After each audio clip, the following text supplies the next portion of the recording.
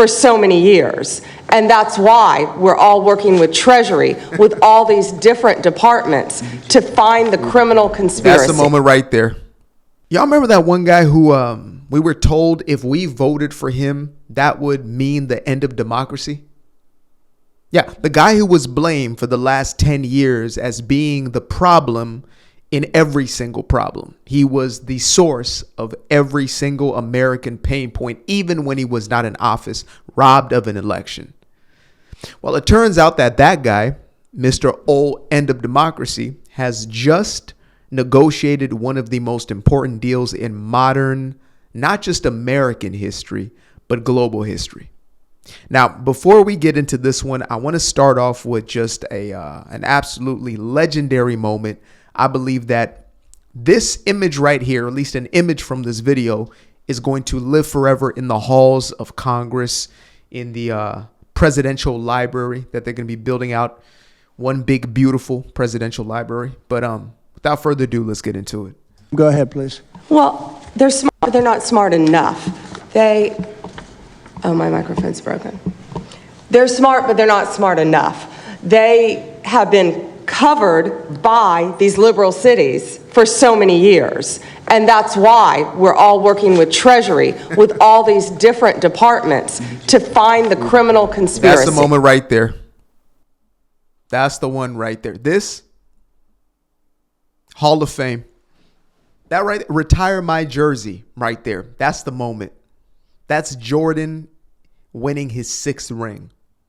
Unbelievable. Let us continue. Okay. I'm just giving. Oh, Yeah, I was just given a note by the Secretary of State saying that we're very. by the way, did y'all see that one video of some sort of press conference where Putin and Trump are together? I think it was in Alaska when President DJT was attempting to get a deal signed. And you just hear the cackling hens or the like the seagulls, right? American journalism at its best. And you just see Putin like look over at these seagulls and then look back to the president. And he's like, what in? He's like, are you going to execute them after this? Is there going to be a mass execution? How do you deal with this? And you just see Trump like, well, you know, this is America. This is America. Close to a deal in the middle. One more time. In the Middle East, saying that we're very. Note by. Yeah, I was just That's all you need, just one finger. given a note by the Secretary of State saying that we're very close to a deal in the Middle East, and they're going to need me pretty quickly. So I will take a couple of more questions. Please. Nobody has a better poker face than this man right here.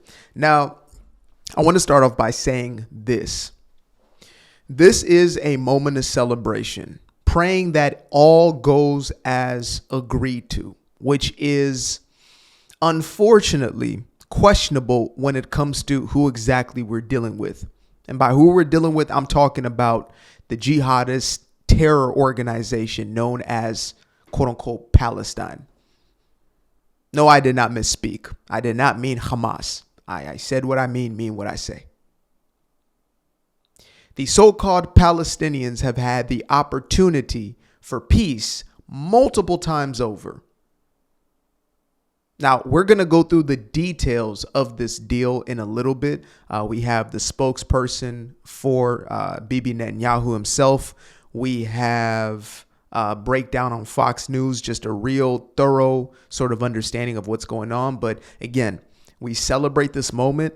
I don't think there is an irony or a quote unquote coincidence that it is literally in alignment with the 2-year memorial of October 7th, right? Today is October 9th. And I believe the deal was announced maybe on October 7th. Some folks don't think it's conspiracy. I just think, you know, God's alignment and timing is always perfect. So anyway, let's go ahead and wrap this up. Thank you, sir. After the cabinet meeting Okay, here we go. takes place, a ceasefire will then begin in Gaza. The IDF will then redeploy to the yellow line as shown on maps, which have been widely distributed at this point in time. And now after this 24-hour period, the 72-hour time window will then begin, where all of our hostages will be released back into Israel. Now, the final draft of phase 1 was signed this morning in Egypt by all parties to release all of the hostages. And the IDF will then redeploy to that yellow line we mentioned, which will lead to the military controlling and holding about 53% of the Gaza. She's like a Caroline Levitt type, huh? What an impressive young woman. Look at that. Strip. Now, phase 1 stands very clear. All of our hostages, the living and deceased, will be released 72 hours later, which will bring us to Monday. Israel is preparing to receive our hostages in all conditions they may be in. This comes with the help from specialists and all main hospitals in Israel. Wow. They are ready with robust procedures that are in place. Israel is anticipating the handover of our hostages to be conducted with respect and decorum from Hamas, and will have no tolerance for our hostages to be paraded around like we have seen in the past. Hostages will then be transferred into the hands of specialized IDF forces. The great relationship between Prime Minister Netanyahu and President Trump is reflected in this plan, and we could not have reached this point without the magnificent relationship between the two of them. Everything between Washington and Jerusalem. To the Jew hate brigade, y'all never had Trump to begin with. I'm just going to remind y'all of that. You know, a lot of these folks who are part of that Jew hate brigade, as I like to call them, they believe that DJT was going to be their little mini Hitler. Turns out that he was actually a Zionist himself. The whole time, mind you. Actually, he's been one for the last 40 or so years publicly. So let us continue. Was in full coordination with each other, which was a strategy envisioned by the Prime Minister. Let's go over it so you have an understanding of what they perhaps framed out over in Cairo, Egypt. War will end immediately. Okay, we'll get back to you, buddy. But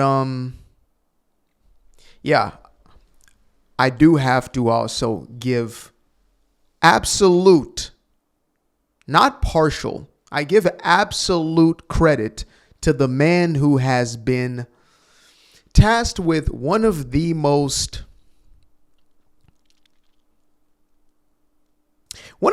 unfortunate situations. Now, the reason I say that is this, and the man I'm referring to is Benjamin Netanyahu himself. To be in a situation where you're dealing with an unexcusable, unignorable tragedy, right? The likes of a September the 11th for Americans. There's simply no way you do nothing. As a matter of fact, you're likely going to overextend your hand because you're in that type of situation. Now, if October 7, 2023 was the fullest extent, maybe this would have ended sooner. However, there were still hostages the entirety of that time. Now, I just so happen to believe that if it was one of our presidents in power and something like that happened to us without any hostages, that nation or pretend nation would have been wiped off of the map likely within 6 to 12 month range, tops. Would have happened within the year. There would be no negotiations. Unless you're dealing with like a Joe Corpse Biden or Joe Carcass Biden, formerly known as. Yeah, if it's a president who has any level of initiative, Bibi would have seemed like a saint in the way that he dealt with this entire war. And yes, it was a war. It just so happened to be one that the other side could not win, right? They picked on the wrong one. And you'll see the reaction and responses from these very same people who claim to all this time have been starving and being genocided whilst celebrating the death or the massacring of innocent people. Let's not let that get lost on us. But again, I do want to congratulate Bibi Netanyahu on a job well done in spite of the entire Western media turning on him. They did. We're not going to do a revisionist history here. No, they turned on him. They treated him as if he was the literal devil himself for doing the best he could to protect his people, to defend his people, and to bring his people back. What would any other leader have done if they are a leader in the truest sense? Y'all can maybe let me know some other strategic way you would have dealt with this. Perhaps you are better than I, but as far as I'm concerned, I'm like, wow. The fact that anybody is left on that Gaza Strip is a miracle. Let alone the fact that the casualties were lower than in almost any other modern war. But again, the propaganda machine has been doing its job to the absolutist in essentially slandering the Jewish people. Because, if you want the news, or if it makes the news, then it's got to be the Jews. And if it's ain't got no Jews, then it ain't gonna makes the news. Anyway, let us continue. So make this a little bigger. Let me see.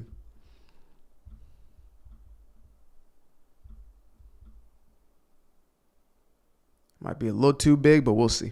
Fighting that's still continuing. We saw smoke coming out of Gaza will cease. I don't think that'll be much of a problem. All hostages alive and deceased to be returned within 72 hours. We don't know when the clock actually starts ticking, but let's say Monday, at which time you'll have the clock must have been ticking since 2023, but anyway, it should be right now. You're going to sign a deal so that it starts next week? 20 plus alive and over 50 bodies collected. Right now, that's taking place, we understand, between all the different factions. There are groups that are holding hostages that are not members of Hamas but have the same militant mindset. Israel released 250 people with life sentences. That means more than likely they have killed before. Think about how difficult that is. 1,700 Gazans. Some people have been captured during this fighting. Keep in mind, Yahya Sinwar was one of the people that was exchanged for one hostage last time. He ends up being the architect of the October 7th attack. Thankfully, him and his brother are dead. Hamas members could be given amnesty if they decommission their weapons and agree to give up their rockets. That was the sticking point yesterday. We believe somehow they overcame it. Hamas will not have any role in the governance of Gaza, we should hope. Israel will not... No, they can't be we should hope. These are not negotiable. This is the deal. This is what is signed for. No, Hamas cannot have... No, you can't give it back to the terror group. No, you can't do that. No, that's not on the table. Ever.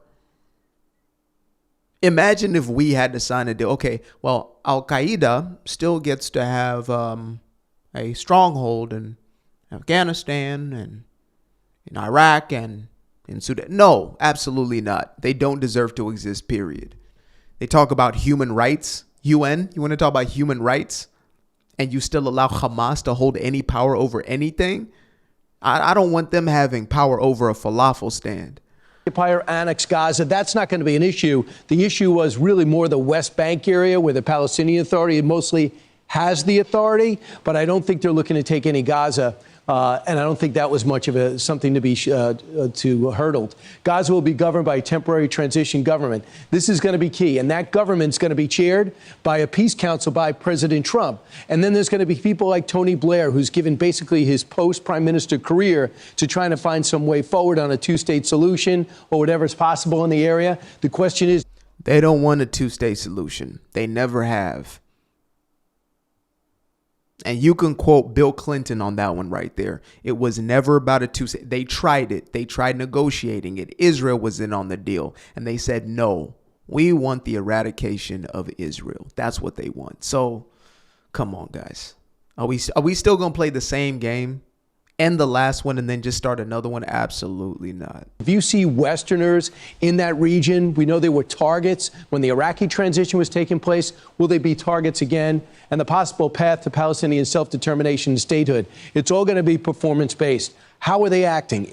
Are there really Palestinian technocrats that want to work out a way to rebuild Gaza, set up institutions, security, schools, and things to that nature? I don't know any. And maybe some of them are in prison right now. We're not sure. If you want to have an idea and a visual of what's going on, this was supplied by the White House. This is essentially Israel, okay? This is Gaza. This is where the walls were breached and the attack took place. Right now, we see the IDF is at the blue line. They'll be backing up to the yellow line and eventually be out. One of the sticking points was Hamas was saying, I want them all out before we go out. That doesn't seem to have happened. No, But you guys have to- when you started it, you did this. We're not going to play those silly games. Again, going back to the words of the late, great Ronald Reagan. Oh, Ronnie. We do not negotiate with terrorists. Period. That's not a negotiation in and of itself. So, again, this is a moment of celebration, but there also must be a constant reminder that this is not the quote unquote end, right? And truth be told, from my own perspective, my own worldview, my own theology, the ultimate Prince of Peace is Yeshua the Mashiach, Jesus the Christ. That is the true Prince of Peace. And many will come in the name of peace and calling peace. And they will even become one or come one who promises all the world peace, peace, peace. Meanwhile, deceiving the whole world. So, we'll never get that one twisted. But in the time being, I am appreciative that families are going to be reunited. Loved ones are going to finally be brought back to those who essentially were stripped from them, were taken from them. And it's crazy for me to hear the bodies part. It was always uncomfortable for me because it's like you have to just simply accept that, right? Your brother, your sister, your child, whoever it may be in your life, niece, nephew was taken from you, stripped from your home. And then now you just have to receive a body. This isn't a soldier who asked to, be deployed and go off to war and knows the ramifications of war. No, this is somebody who did not choose. And so that is evil made manifest right there. So again, I don't forget who these people are. I'm not going to be bamboozled by any sort of deal to say, well, they've changed their colors. A scorpion has changed its ways. The serpent no longer slithers and looks for its prey. No, I know exactly who I'm dealing with. All right. So this is a short celebration. I believe this was like the first announcement given to a select group. Basically just a thank you to the president. Say to President Trump. Thank you. You did it. You did it. Thank you. This is amazing. I believe this is actually a family of one of the hostages, if not a few of the families, maybe. Mr. President, we believe in you. We know you've done so much for us over the past, since you became a president, and even before that. And we trust you fulfill the mission until every hostage, every 48 of the hostages are home. Thank you so much. Blessed be the peacemakers. God bless you, Mr. President. Blessed be the peacemakers. Amen. God bless America. Thank you very much. You just take care of yourselves. The hostages will come back. They're all coming back on Monday. Oh, wow. I got chills right there.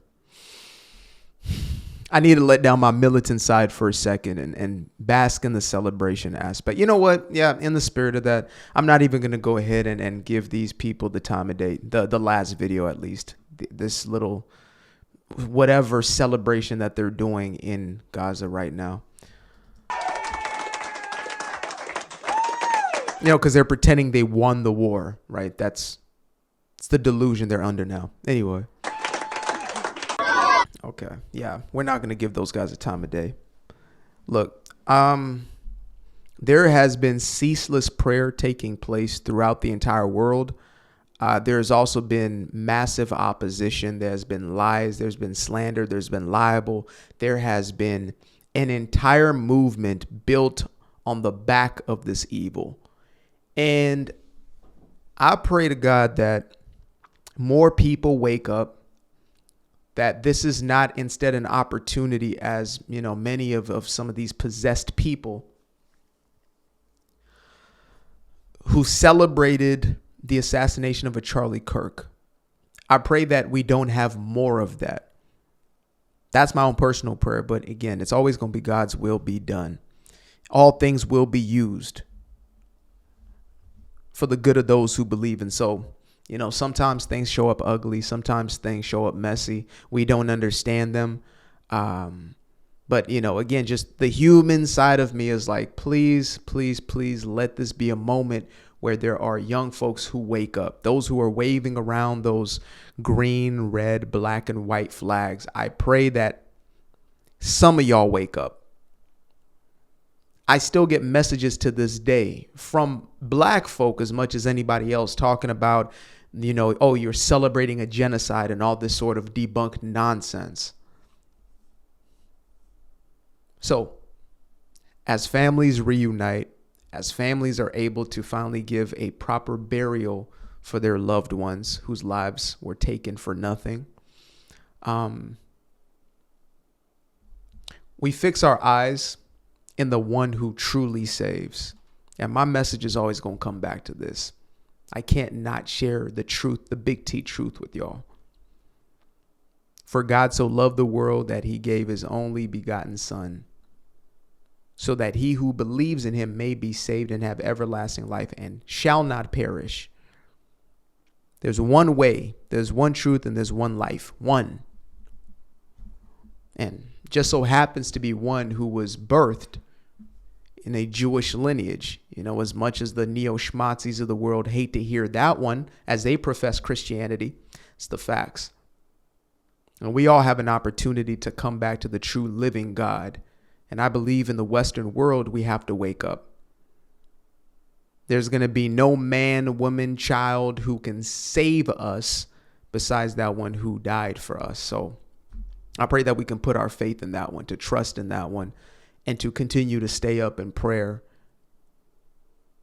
And know that as much as there is this darkness in the world, darkness can never overcome the light, at least not in the end. It seems like some people get away with things and there's injustice and it just doesn't make sense. And I completely understand that. And I have questions every day of my own life about things. But guess what? I am not the creator. I am not he who created all things. And so I don't have omniscience, omnipresence. I don't have full and thorough understanding of all things, but he does. And so I put my faith and I put my trust in the one that knows. And so bless all my Jewish people out there, all my Jewish family, my Jewish friends, those who have essentially reciprocated the love that I have for y'all. All my Israeli people, non-Jews, practicing Jews, whoever you are, take this as a moment of celebration and open your heart to the living God. For so many years. And that's why we're all working with Treasury, with all these different departments to find the criminal conspiracy. That's the moment right there.